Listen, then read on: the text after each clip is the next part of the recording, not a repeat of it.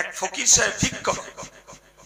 তো ফকির সাহেব ভিক করে বলে এক ভিখারির বাড়িতে গেছে। তো বাড়িওয়ালা তাকে পরামর্শ দিয়েছে, তুমি এমন করে ভিক্ষা করে কি করবে, তুমি সম্রাট শাহজাহানের দরবারে যাও। শাহজাহান বড় উদার, হাত ভরে দান করে, তার কাছে যাও। উনি গেছেন শাহজাহানের রাজ দরবার দিল্লিতে। রাজ দরবারে গিয়ে শুনছেন শাহজাহান, সম্রাট শাহজাহান দরবারে নেই। কোথায়? মসজিদে আল্লাহর ইবাদত করতে গেছেন। বেচারা ফকির সাহেব পায়ে পায়ে মসজিদে গেছে, আর মসজিদে যে দেখছে আল্লাহু আকবার, সম্রাট শাহজাহান আল্লাহর কাছে বাচ্চা ছেলের মতো হাত তুলে ডুকরে ডুকরে কাঁদছে।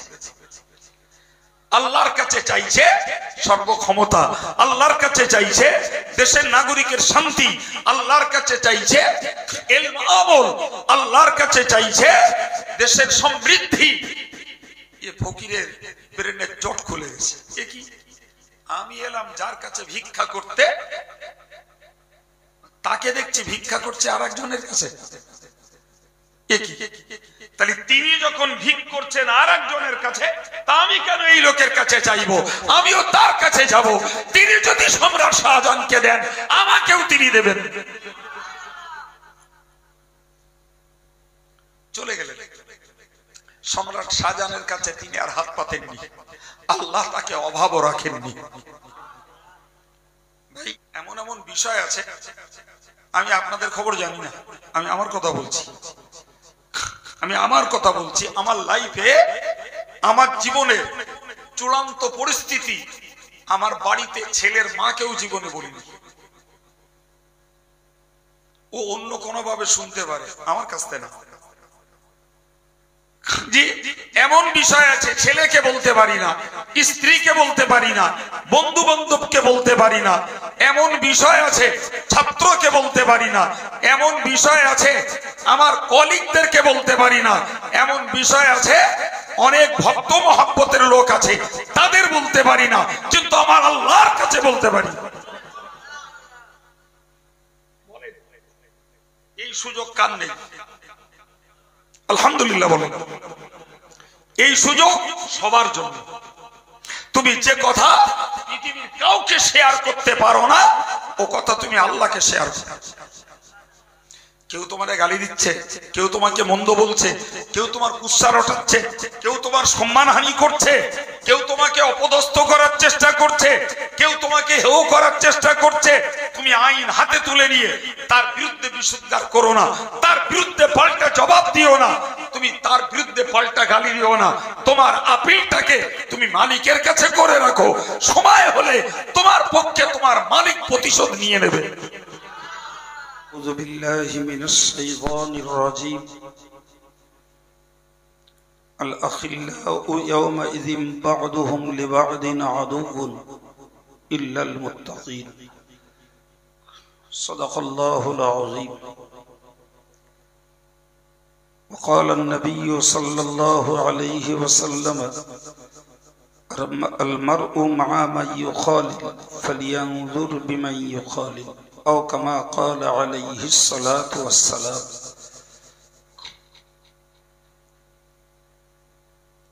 সম্মানিত উলামায়ে কেরাম, জ্ঞান পিপাসু দিনদার ইমানদার শ্রোতা বাবাজি ভাইরা ও পর্দার আড়ালে অবস্থিতা সম্মানিতা মা ও বোনেরা, শুকরিয়া আল্লাহ পাকের দরবারে, যিনি বেশ খানিকটা গায়ে লাগার মতো ঠান্ডার পিরিয়ডেও তার দিন শরীয়তের সপক্ষে কিছু কথা শুনতে বুঝতে আমাদেরকে মজলিসে সমাবেত করিয়েছেন। সকলেই বলি আলহামদুলিল্লাহ। তৎসহ প্রিয় নবীর প্রতি জানাই অসংখ্য দরুদ ও সালাম। সকলেই বলি সাল্লাল্লাহু আলাইহি ওয়াসাল্লাম। সম্মানিত সুধী, এতক্ষণ পর্যন্ত বর্তমান সময়ের আলোচিত সমালোচিত দুজন প্রতিষ্ঠিত বক্তার আলোচনা আপনারা শুনছিলেন। এই মুহূর্তে আমি আপনাদের কাছে কিছু সময় কথা বলার জন্য উপস্থিত। বাকি আপনাদের দোয়া, মহান আল্লাহ পাকের মর্জি, আল্লাহ তৌফিক দিন। সবাই বলুন আমিন। সম্মানিত সুধী, বিদায়ী বক্তারা আপনাদেরকে কি আলোচনা শুনিয়েছেন আমি জানি না, তবে আমি আপনাদেরকে কিছু বলার জন্য কোরআন শরীফের ছোট্ট একটা আয়াত আপনাদের কাছে তিলাওয়াত করেছি। ভাইদের মজলিস তো মাশাআল্লাহ যথেষ্ট নীরব নিথর, কিন্তু পাশে মায়েরা আছেন এবং মনে হচ্ছে তাদের সংখ্যাটাও কম নয়, যার ফলে তাদের কিছু গুলগাল আমাদের কানে আসছে। তো আমি মায়েদেরকে অনুরোধ করছি, আপনারা যখন আবেগ ভরা মন নিয়ে ইমোশনাল হয়ে মজলিসটাতে এসেছেন, নিজেদের নীরবতা নিস্তব্ধতা বজায় রাখুন, তাহলে আমাদের কিছু কথা আপনাদের শোনা বোঝা হবে। যদি নিজেরা কথা বলা বন্ধ না করেন, তাহলে আমাদের কথা শুনতে আপনাদের ঘাটতি ঘটবে, ফলে ঠান্ডা খাওয়াটা ব্যর্থ হবে। আমি আশা করছি আমার মায়েদের আওয়াজ আমাদের কাছে আর পৌঁছাবে না, বলুন ইনশাআল্লাহ। সম্মানিত ভাইরা, আমি কোরআন শরীফের যে অংশটুকু আপনাদেরকে পড়েছি সেটুকু আপনাদেরকে বোঝাবার নিয়েতে আমি আমার আলোচনা শুরু করছি। তো আলোচনার স্টার্টিং পয়েন্টে আপনাদেরকে বলি, ভাই দুনিয়া জুড়ে আমাদের সমাজ ব্যবস্থার ভিতর দিয়ে আমরা একটা জিনিস চেষ্টা করি সবাই, যে যার যতটুকু বেস, যতটুকু যার গ্রাউন্ড, সে চায় তার সংশ্লিষ্ট মানুষদের কাছে আপনজন হওয়ার চেষ্টা, প্রিয় হওয়ার চেষ্টা। কথাটাকে আবার বলছি, আমরা যে যেখানে বাস করি সবাই চাই যে আমরা আমার পরিচিত মানুষদের কাছে প্রিয় হই। স্ত্রী চায় স্বামীর কাছে প্রিয় হতে, স্বামী চায় তার স্ত্রীর কাছে প্রিয় হতে, ছেলে চায় তার বেটা বেটির আব্বা মায়ের কাছে প্রিয় হতে, বাপ মা চায় সন্তানের জন্য যোগ্য পিতামাতা হতে, ভাই চায় ভাইয়ের কাছে প্রিয় হতে, ছাত্র চায় শিক্ষা সমাজে প্রিয় হতে, একজন শিক্ষক চায় ছাত্র সমাজের কাছে প্রিয় হতে, একজন নেতা চায় দেশের নাগরিকের কাছে প্রিয় হতে, একজন সাধারণ নাগরিক চায় জননেতার কাছে, নেত্রীর কাছে প্রিয় হতে। কথা ঠিক? একদম ঠিক, একদম ঠিক, সবার টার্গেট। আমি একজন বক্তা, আমারও ভিতরে লক্ষ্য রয়েছে আমি আমার শ্রোতাদের কাছে প্রিয় হব, কিংবা আমার শ্রোতাদের লক্ষ্য আছে আমি একজন হুজুরের খুব প্রিয় হব, ঠিক না? কিন্তু মনে রাখবেন, আমরা প্রত্যেকেই তার পরিচিত সংশ্লিষ্ট ব্যক্তি মহলে সবাই পরিচিত হতে চাই বাবু, কিন্তু একটা জিনিস আমাদের জানতে হবে, দুনিয়াটা স্বার্থ বিজড়িত। ঠিক বললাম না ভুল? একদম ওভার 100% দুনিয়াটা স্বার্থ বিজড়িত। সুতরাং আমরা আমাদের পিতৃসূত্র মাতৃসূত্র থেকে যদি ধরে আসি, তো দেখব যেখানেই স্বার্থের ঘাটতি পড়ে সেখানেই আপনজন ও শত্রু হয়ে যায়। ঠিক না ভুল?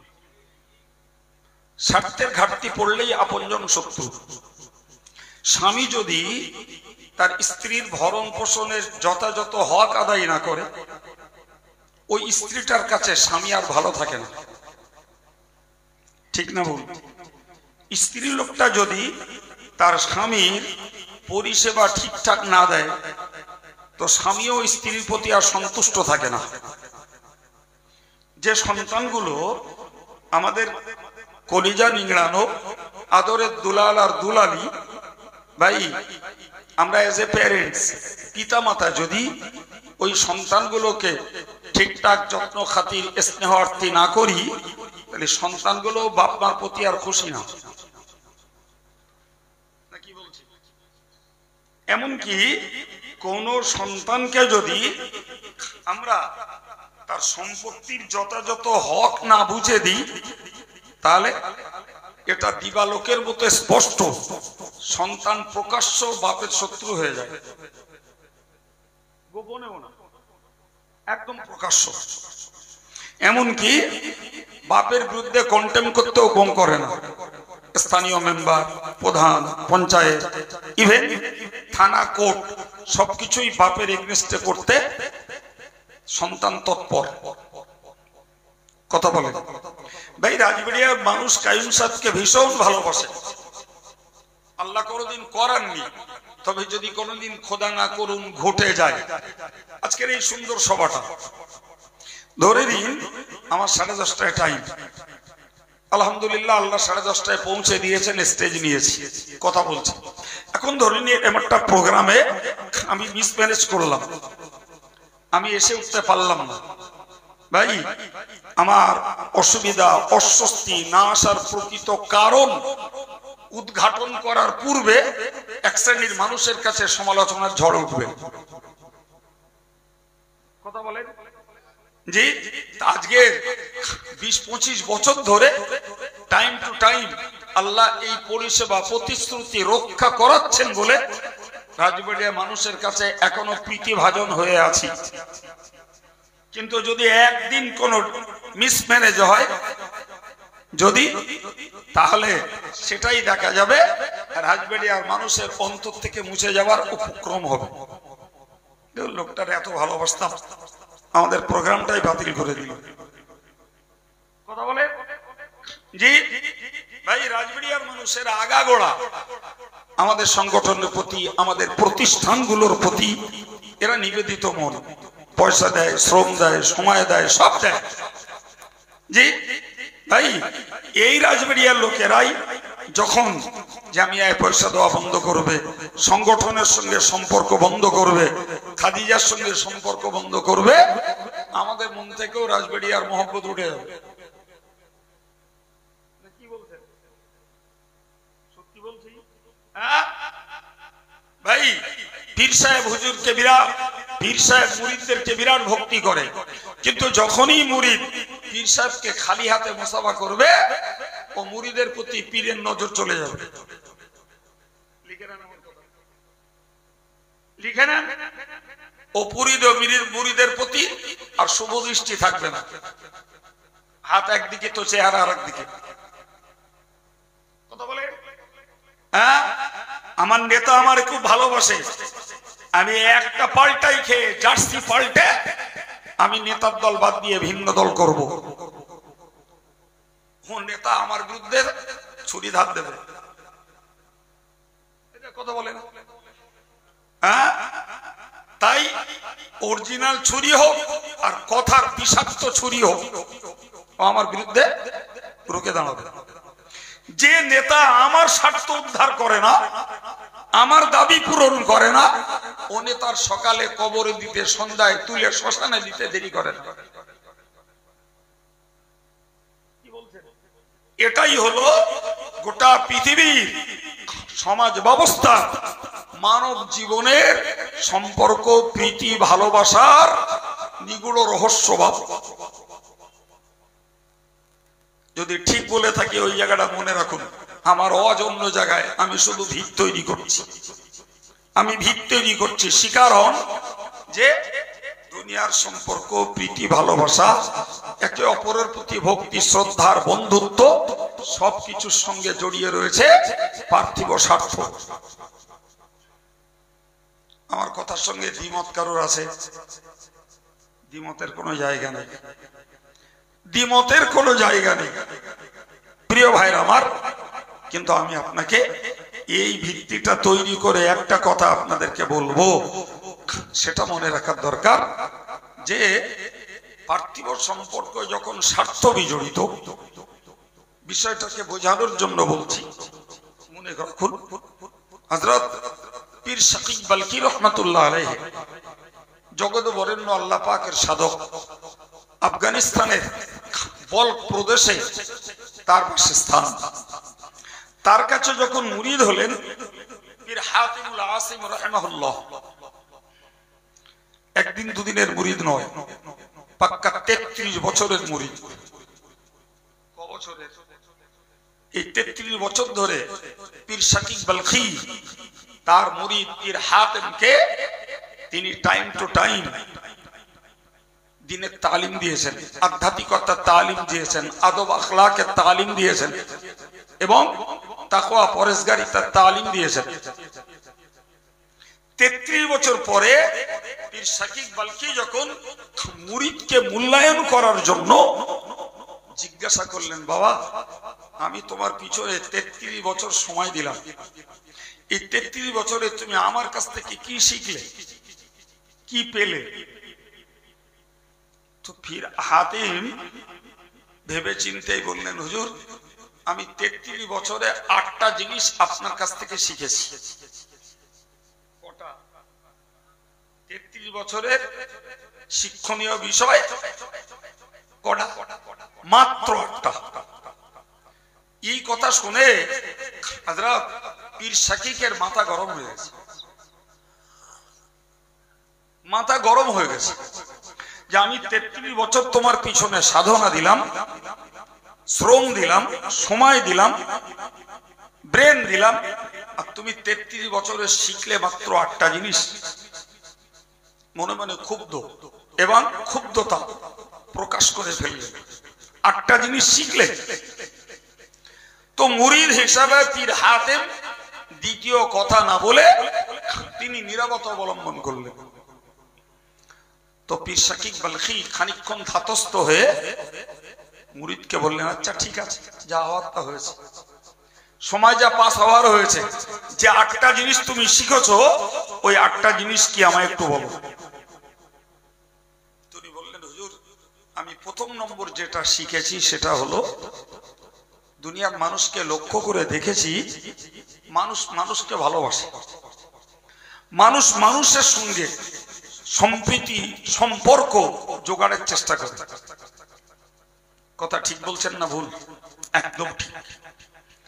প্রত্যেকেই চায় যে আমি আমার থেকে ঊর্ধ্বতন কারোর সঙ্গে একটু ভালো সম্পর্ক জোড়ব। ছাত্র চায় স্যারের সঙ্গে সম্পর্ক করতে, নাগরিক চায় নেতার সঙ্গে, মুরিদ চায় পীরের সঙ্গে, শ্রোতা চায় হুজুরের সঙ্গে। তো সবাই চায় নিজের স্ট্যান্ডার্ড থেকে আর একটু উচ্চ পদস্থ কারোর সঙ্গে সম্পর্ক জুড়ব। তো এই সূত্রে পৃথিবীর মানুষগুলো মানুষ মানুষকে ভালোবাসে।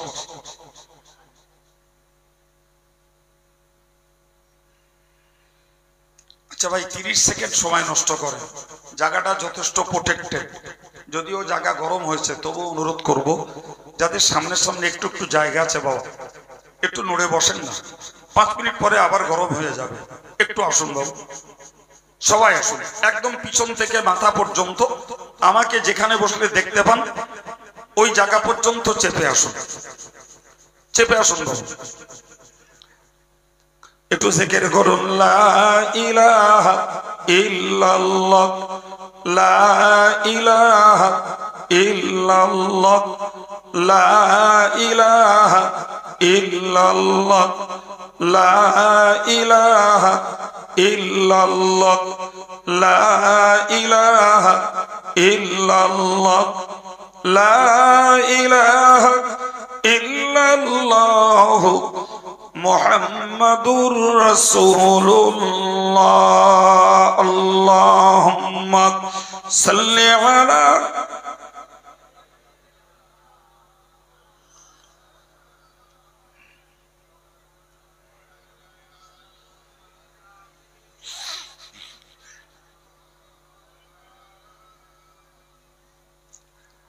সম্মানিত ভাইরা, প্রিয় যুবকেরা, সম্মানিতা মায়েরা, একটু মনোযোগের সঙ্গে শুনলে আমার ভাষা, আমার কথা, আমার বিষয় সবাই বুঝে যাবেন ইনশাল্লাহ। তো আমি এই কয়েক মিনিটে যে বার্তাটা আপনাদেরকে দিয়েছি, সে বার্তা থেকে পরিষ্কার বুঝতে পারছি যে মানুষ মানুষের কাছে প্রিয় হতে চায়, মানুষ নিজের তুলনায় ঊর্ধ্বতন কারোর সঙ্গে সম্পর্ক গড়তে চায়। তো পীর হাকিম আসেম তার উস্তাদ, তার পীর শাকিক বালখিকে বললেন যে আমি দুনিয়ার মানুষকে দেখছি, মানুষ মানুষকে ভালোবাসে, মানুষ মানুষকে ভালোবাসে। আর একটা দেখছি মানুষ অর্থকে ভালোবাসে। দুটো কথা দুটোই সত্য, ঠিক কিনা বলে? সত্যি মানুষ মানুষকে ভালোবাসে, মানুষ অর্থ সম্পদকে ভালোবাসে। জি, আমার আল্লাহ কোরআনে বললেন ইন্নামা আমওয়ালুকুম ওয়া আওলাদুকুম ফিতনা। কোরআনের বক্তব্য বুঝুন। ইন্নামা আমওয়ালুকুম ওয়া আওলাদুকুম ফিতনা। আল্লাহ বললেন তোমাদের টাকা পয়সা আর তোমাদের সন্তান সন্ততি, এই দুটোই তোমাদের জন্য চরম পরীক্ষার বিষয়। বক্তব্যটা আল্লাহর। কার বক্তব্য? আল্লাহ। যে তোমরা সন্তানকে ভালোবাসো, তোমরা সম্পদকে ভালোবাসো, তো দুটোই তোমাদের জন্য ফিতনা। এই কথাটা তাফসীর বোঝার জন্য আরেকটা আয়াত শুনতে হবে, এটা ক্লিয়ার হবে। আল্লাহ বললেন ইন্না মিন আজওয়াজিকুম ওয়া আওলাদিকুম আদুওয়াল লাকুম ফাহযারুহু। আল্লাহ বললেন তোমাদের বিবিরা, তোমাদের বাচ্চারা, তোমাদের বিবিরা, তোমাদের বাচ্চারা তোমাদের শত্রু। কে বলেছেন? জোরে বলেন। আল্লাহর কথাটাকে যদি আমরা একটু মূল্যায়ন করি তাহলে আমাদের ব্রেনটা বিভ্রান্তি থেকে মুক্তি পাবে, বিভ্রান্ত থেকে বাঁচা যাবে। এ কেমনে হয়? যে বিবি আমার জীবন সঙ্গিনী, যে বিবি আমার অর্ধাঙ্গিনী, সে কেমনে আমার শত্রু হয়? যে সন্তান আমার কলিজার টুকরা আর আমি তার কাছে ভক্তি শ্রদ্ধার সম্মানের পিতা, তাহলে কেমনে সেই সন্তান আমার শত্রু হয়?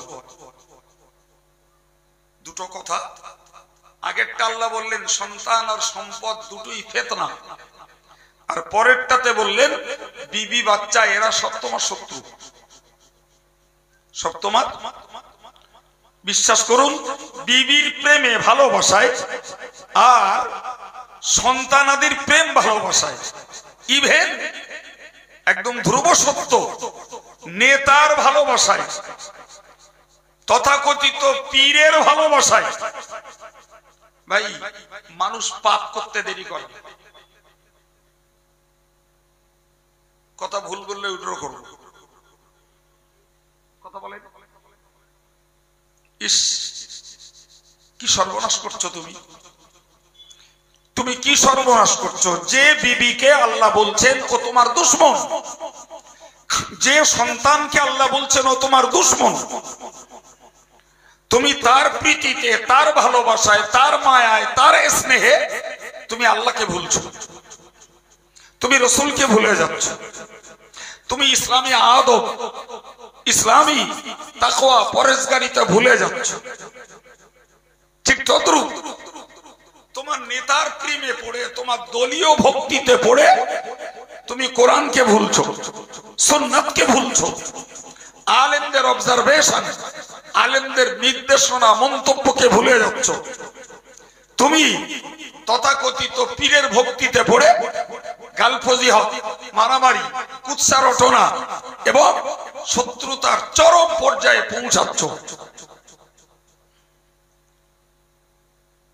সম্মানিত ভাইরা, তাহলে আল্লাহ পাকের কথা বাস্তবে সত্য না মিথ্যা? চিল্লে বলে।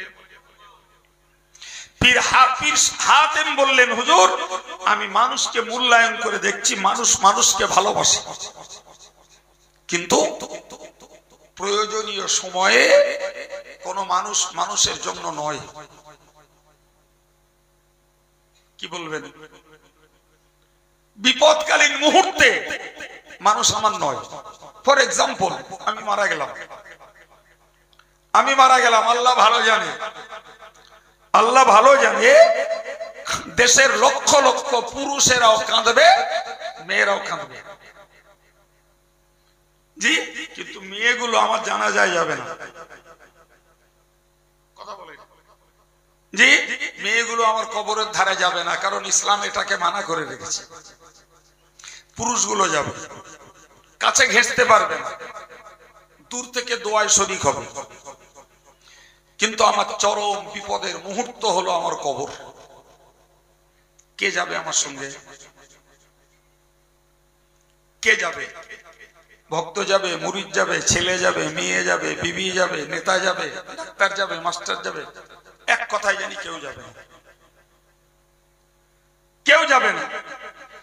তাহলে পৃথিবীর এই মানুষের সঙ্গে আমার প্রীতি ভালোবাসা, আমার ভক্তি মহব্বত, যে যতক্ষণ পর্যন্ত আমার সঙ্গে ছিল স্বার্থের সম্পর্ক, তখন সবাইকে কাছে পেয়েছি। আজকে আমি আর তাদের কিছু দিতে পারবো না, তারা আমার জন্য কেউ নেই। কোরআন বলছে কুল্লু নাফসিন বিমা কাসাবাত রহিনা। প্রত্যেকটা নফস, প্রত্যেকটা মানুষ নিজের আমলে নিজে দায়বদ্ধ। আল্লাহর কথা কি বলবে? সত্য না মিথ্যা? একদম।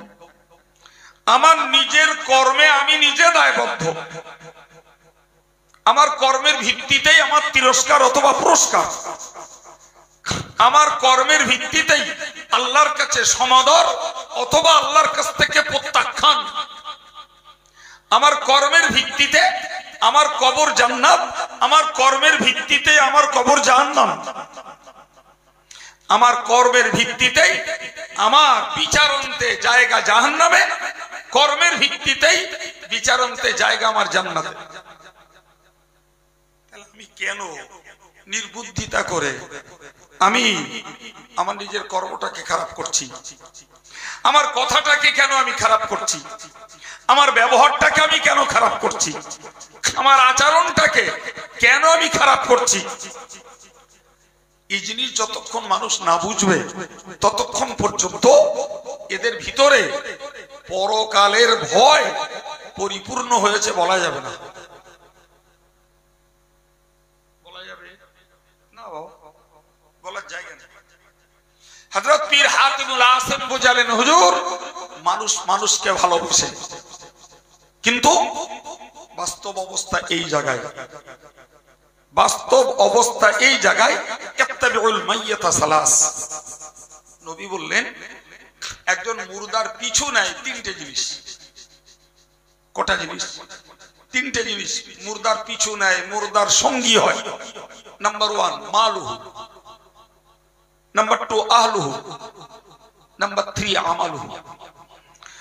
মুর্দার সঙ্গী থাকে তার টাকা পয়সা, মুর্দার সঙ্গী থাকে তার পরিবার পরিজন, প্রিয়জন, মোহাব্বতের মানুষজন, প্রতিবেশী, আত্মীয় স্বজন, ভক্ত মোহাব্বতের মানুষজন। নাম্বার 3 তার আমল। তিনটি। কিন্তু তিনটেকে মূল্যায়ন করলে আমরা দেখি ভাই মানুষটা মারা গেছে, অর্থ তার কাছ থেকে বিদায় নিয়েছে। ঠিক কিনা বলেন?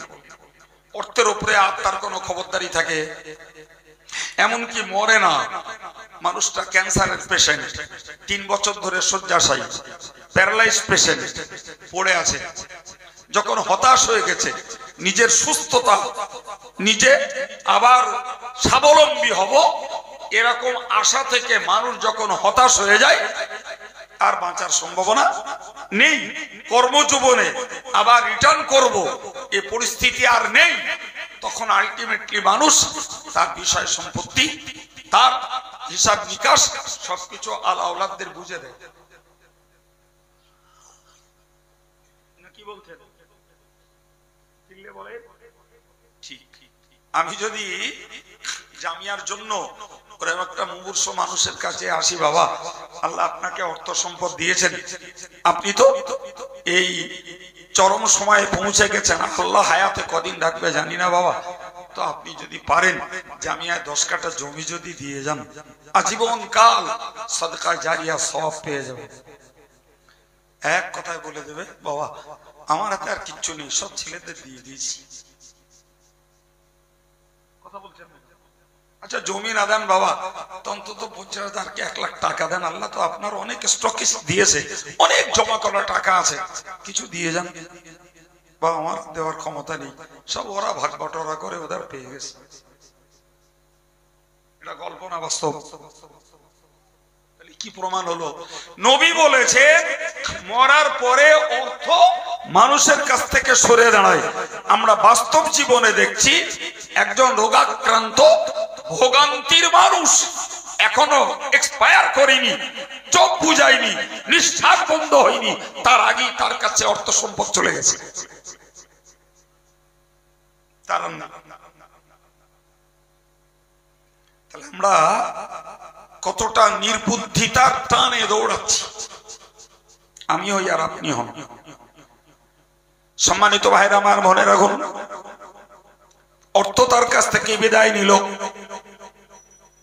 পীর হাত গোলাছেন বোঝালেন হুজুর মানুষ মানুষকে ভালোবাসে, কিন্তু দেখতে পাওয়া যায় মানুষ মারা গেলে প্রিয়জনেরা সবাই কাঁদে, তার প্রতি মহব্বত দেখায়, ভালোবাসা দেখায়, কিন্তু বাস্তব হলো এটাই, মেয়েরা কাঁধে বাড়ি বসে, জানাজায় যায় না, কবর দিতে যায় না, ইসলাম তাদের যাওয়ার অনুমতি দেয়নি।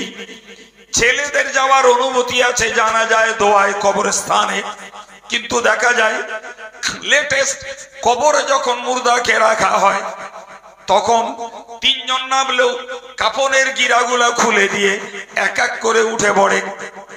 ওই বান্দা চেয়ে দেখে যাদের দেখছিলাম কাঁদছিল, মেয়েরা তো বাড়ি থেকে নামলো না, ছেলেরা নেমেছিল, কবর পর্যন্ত এলো, সবাই কবরে ঢুকলো না, 3 জন ঢুকলো, তারাও আমাকে নিঃসঙ্গ একাকী অন্ধকার বদ্ধ ঘরে রেখে দিয়ে সবাই উঠে চলে গেল। আমার আর কে আছে? কে আছে?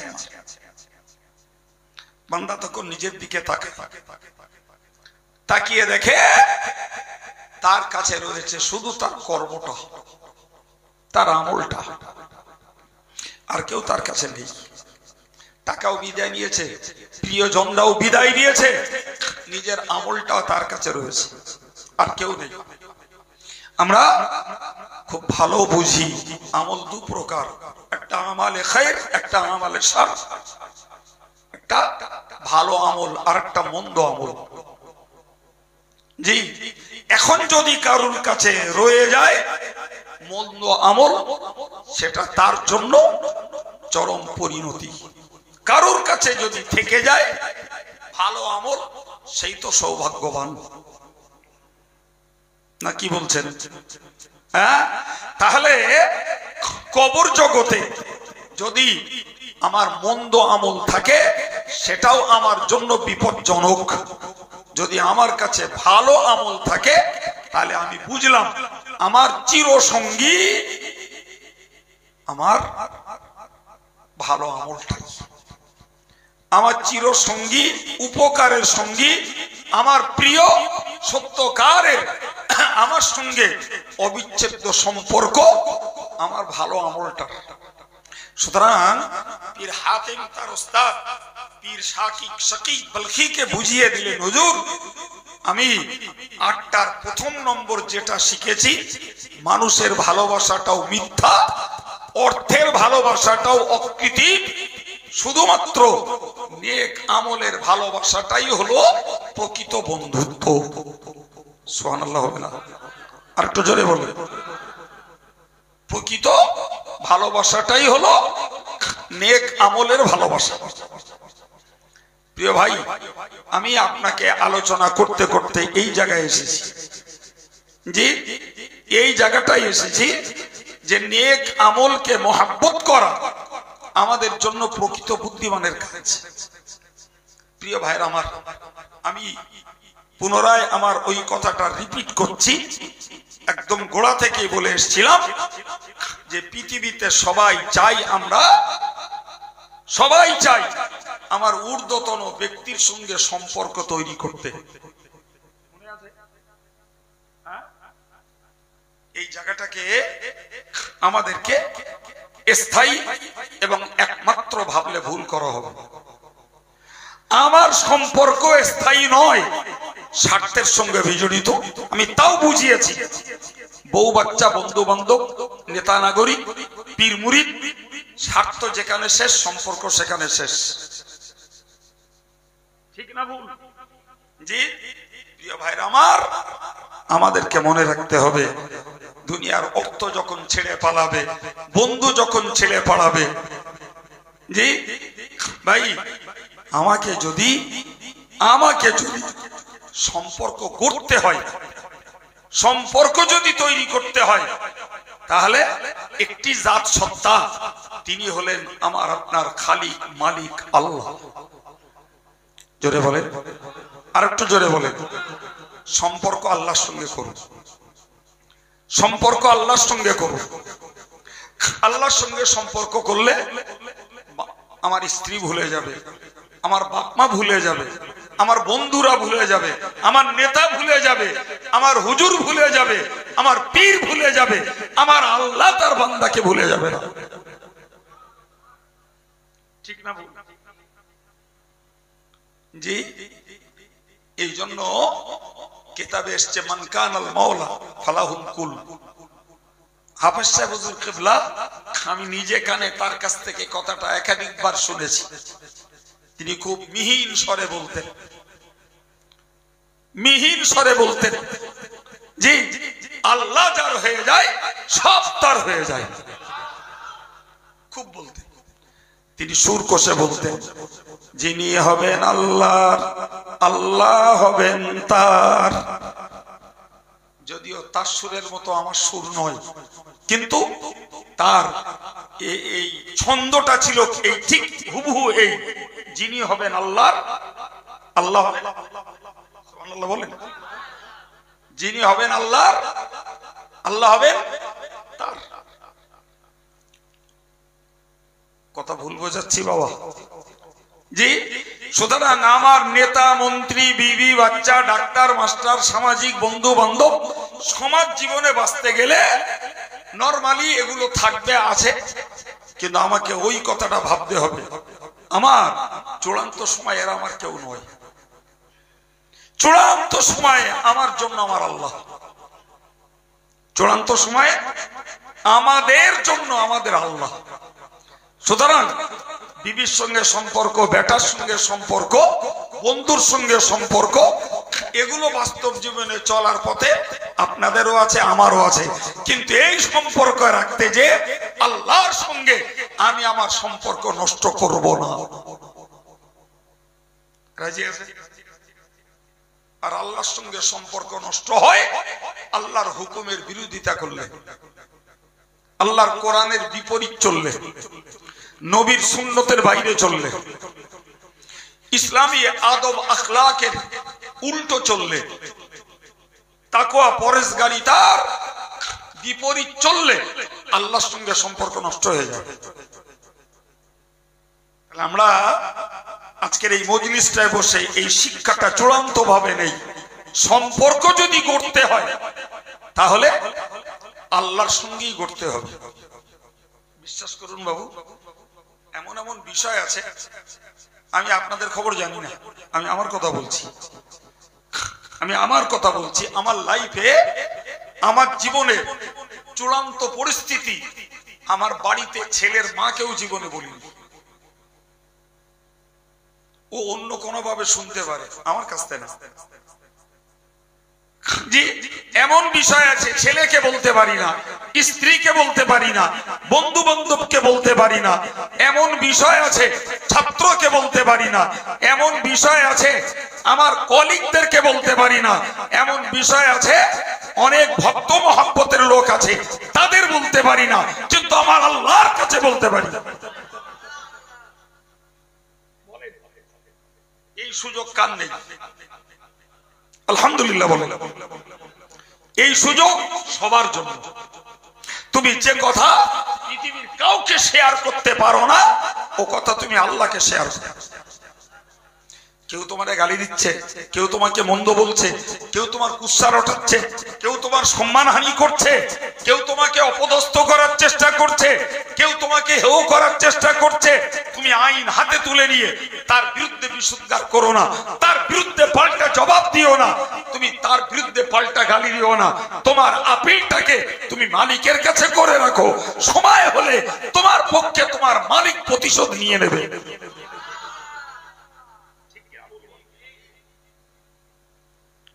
প্রিয় ভাই, আমি শুধু লেকচার মেরে সময় কাটাচ্ছি না, জি জীবনে বিপরীত মুখের পরিস্থিতি নীতির কথা আপনাদেরকে শোনালাম। আমি জানি আমার যতই আপনজন হোক তারা শুনবে, কেউ হাসবে, কেউ আফসোস করবে, কিন্তু আমাকে উদ্ধার কেউ করতে পারবে না।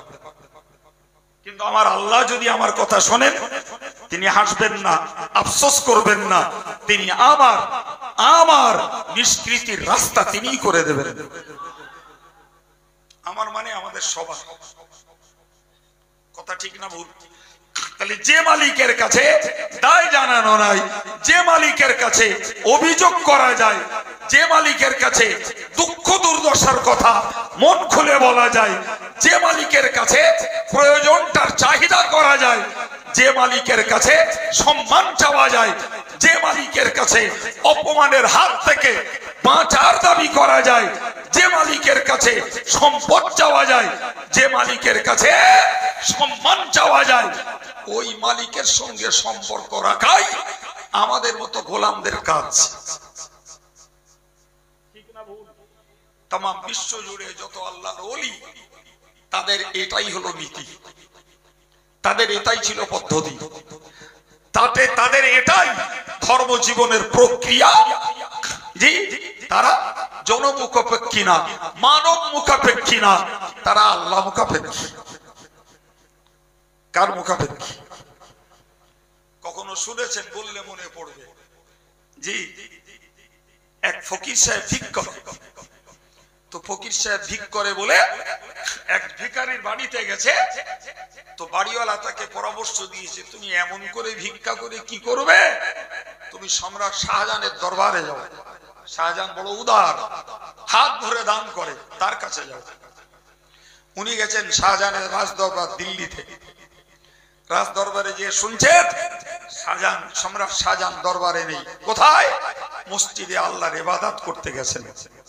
বেচারা ফকির সাহেব পায়ে পায়ে মসজিদে গেছে, আর মসজিদে যে দেখছে আল্লাহু আকবার, সম্রাট শাহজাহান আল্লাহর কাছে বাচ্চা ছেলের মতো হাত তুলে ডুকরে ডুকরে কাঁদছে।